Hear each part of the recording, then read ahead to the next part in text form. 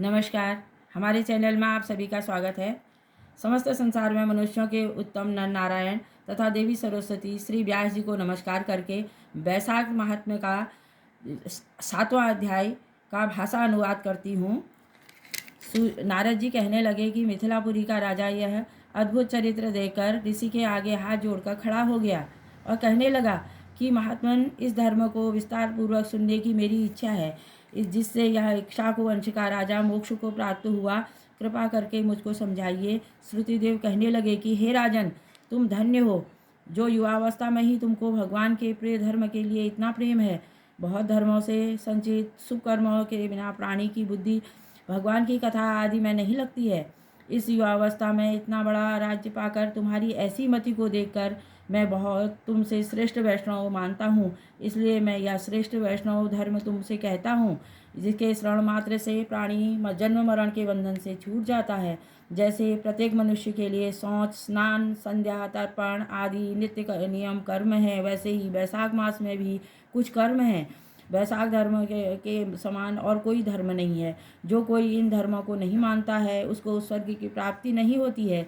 जैसे बिना राजा के प्रजा उपद्रवों से नष्ट हो जाती है, वैसे ही बहुत से धर्म भी नष्ट हो जाते हैं।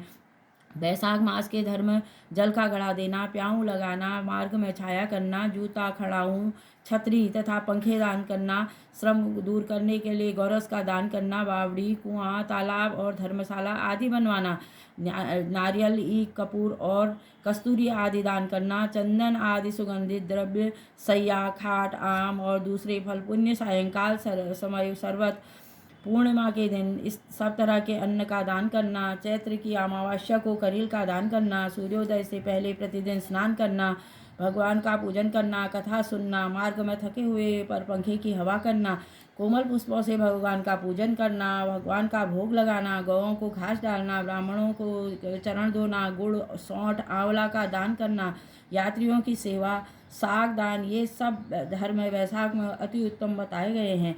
भगवान का जल, पत्र, पुष्पादि से पूजन करना, दही, अन्न और नैवेद्य निवेदित करना सब पापों का नाश करने वाला है। जो स्त्री वैशाख मास में भगवान का पूजन फूलों से नहीं करती है, उसको पुत्र का सुख नहीं मिलता है, उसका पति और की आयु नष्ट हो जाती है। इस मास में भगवान विष्णु, लक्ष्मी और अपने पार्षदों के साथ इस पृथ्वी पर लोगों के घर घर जाकर उनकी परीक्षा करते हैं।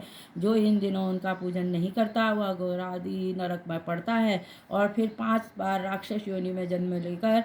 इसलिए इस मास में अन्न और जल, भूखे प्यासी प्राणियों को अवश्य रक्षा करनी चाहिए। जल का दान न करने से, पशु योनि और अन्न का दान न करने से।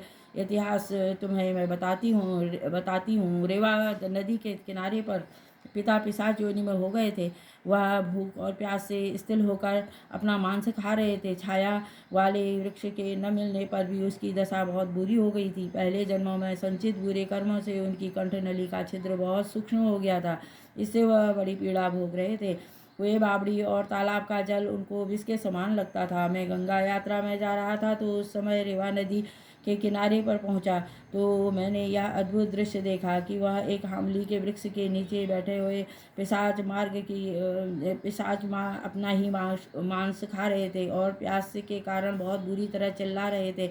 यह मुझको देखते ही मारने के लिए दौड़े, परंतु मेरे तेज के सामने वो हताश हो गए। मुझको उस पर दया आई और मैंने उससे कहा कि डरने की कोई बात नहीं है। तुम कौन हो? मुझे अपना वृतांत कहो, मैं तुमको शीघ्र ही इस दुख से छुटकारा दूंगा। वह अब नहीं जानता कि मैं उसका पुत्र हूँ।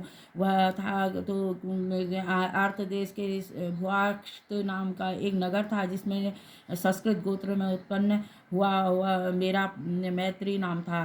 तब दान और यज्ञ में मेरी बड़ी श्रद्धा थी। मैंने संपूर्ण विद्या पढ़ाई, परंतु मैंने वैशाख मास में कभी अन्न का दान नहीं दिया। मेरे विचार से मुझे इसी कारण से यह पिशाच योनि मिली है और इसी का कारण दिखाई नहीं देता। मेरा पुत्र का नाम श्रुतिदेव है और वह बड़ा ही विद्वान और धर्मात्मा है। तुम मुझसे जाकर कह देना कि तुम्हारा पिता वैशाख में अन्नदान न देने के कारण पिशाच योनि में पड़ा हुआ है, रेवा नदी के किनारे पर बैठा है, अपना मांस खा रहा है। इसलिए अपने पिता को प्रेत योनि से छुड़ाने के लिए वैशाख मास में सूर्योदय से पहले स्नान आदि करके मेरे निमित्त तर्पण करे। मेरी मुक्ति हो जाएगी। यह बात मैंने अब तुमसे कही है, यदि तुम मेरे पुत्र को जाकर कहोगे तो बड़ी कृपा होगी। मैं अपने पुत्र को यह बात सुनकर दुख के कारण रोता हुआ उनके पैरों पर गिर पड़ा और कहने लगा कि हे पिताजी, मैं ही आपका पुत्र हूँ, देवयोग से मैं यहाँ आया हुआ हूँ। अब आप मुझको आज्ञा दीजिए, मैं वही कार्य करूँ जिससे आपका दुख दूर हो। तब वह बड़ी प्रसन्नता के साथ कहने लगे कि यात्रा करके शीघ्र ही घर जाओ और वह इस संक्रांति में स्नान करके भगवान विष्णु के निमित्त अन्नादि श्रेष्ठ ब्राह्मणों को दान दो, जिससे मेरे सकुटुंब मेरी मुक्ति होगी। मैं तीर्थ यात्रा करके घर आ वैशाख के मास में अन्नदान किया, तब मेरे पिता पिशाच योनि से मुक्त हो गए। मुझको आशीर्वाद देते हुए विमान में बैठकर वैकुंठ को गए। सो हे राजन, मैंने तुमसे धर्म का यह सारभूत कहा, अब तुम्हारी क्या सुनने की इच्छा है। वैशाख महात्मा का 7वां अध्याय। तत्सत।